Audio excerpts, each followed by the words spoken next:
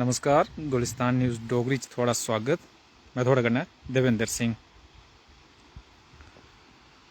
लोग दूर दूर जेह्ड़े घूमने गी जंदे न,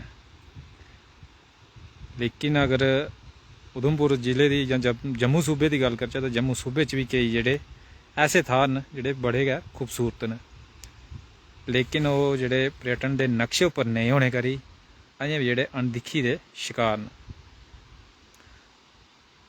इसलै उधमपुर च अस मौजूद न। उधमपुर जेह्ड़ा एह् इलाका ऐ, उधमपुर थमां कोई तकरीबन 6-7 किलोमीटर दूर होना। इत्थै बी जेह्ड़ा तुस दिक्खी सकदे जेह्ड़ा झरना ऐ, एह्दी खूबसूरती ऐ जेह्ड़ी तुस आपूं आइयै इत्थै दिक्खी सकदे हो।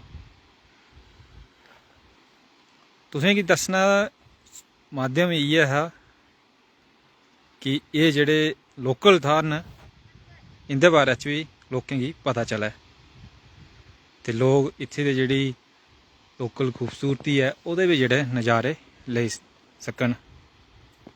एह् तुस दिक्खी सकदे हो।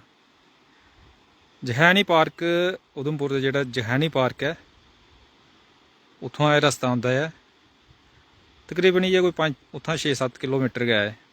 ते आइयै इत्थां तुस जेह्ड़ा वाटरफॉल एह्दा झरना ऐ, एह् खूबसूरती एह्दी दिक्खी सकदे आइयै।